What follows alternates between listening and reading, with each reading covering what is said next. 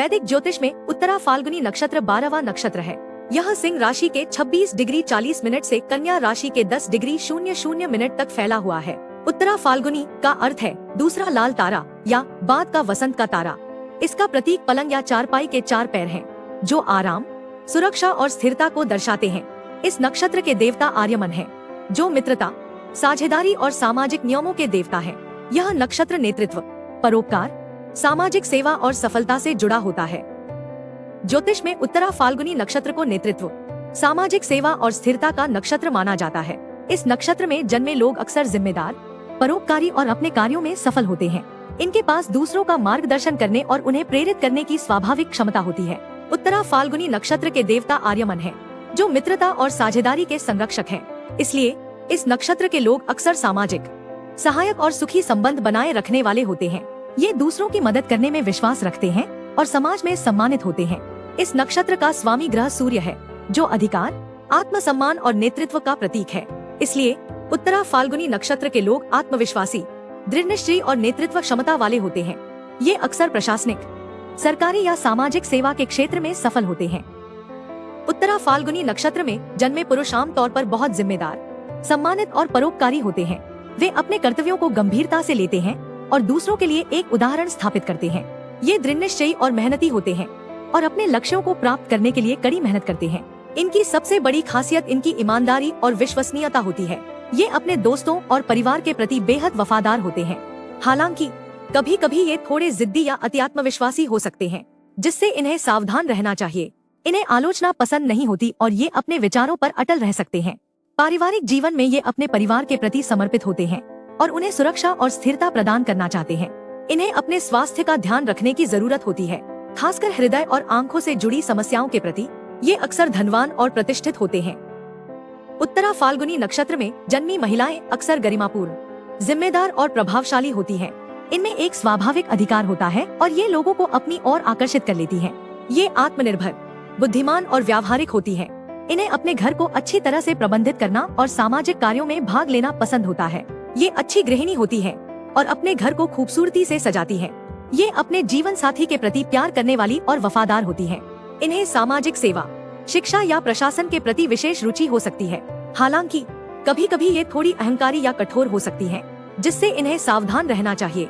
समाज में इन्हें मान सम्मान मिलता है और ये अपनी दृढ़ता और दयालु स्वभाव के लिए जानी जाती हैं।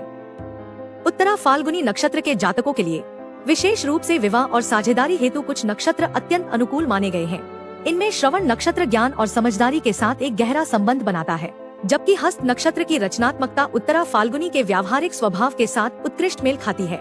पूर्वा फाल्गुनी का आनंदमय स्वभाव और धनिष्ठा नक्षत्र की ऊर्जा उत्तरा फाल्गुनी की स्थिरता और उत्साह के साथ एक शक्तिशाली संतुलन बनाती है।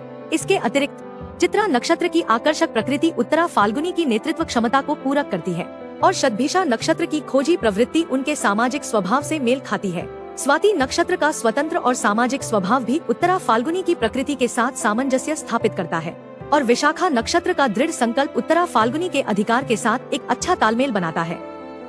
यह साल आपके करियर और व्यापार के लिए काफी सकारात्मक रहने वाला है। आपको नए प्रोजेक्ट्स और जिम्मेदारियां मिल सकती हैं, जो आपकी नेतृत्व क्षमता को बढ़ाएंगी। पदोन्नति या वेतन वृद्धि की अच्छी संभावना है, खासकर अप्रैल से जुलाई के बीच। व्यापार से जुड़े लोग नए साझेदार बना सकते हैं और अपने व्यापार का विस्तार कर सकते हैं। प्रशासनिक, सरकारी या सामाजिक सेवा से जुड़े लोगों के लिए यह साल विशेष रूप से लाभदायक रहेगा। हालांकि अगस्त से अक्टूबर के बीच आपको थोड़ी प्रतिस्पर्धा या चुनौतियों का सामना करना पड़ सकता है।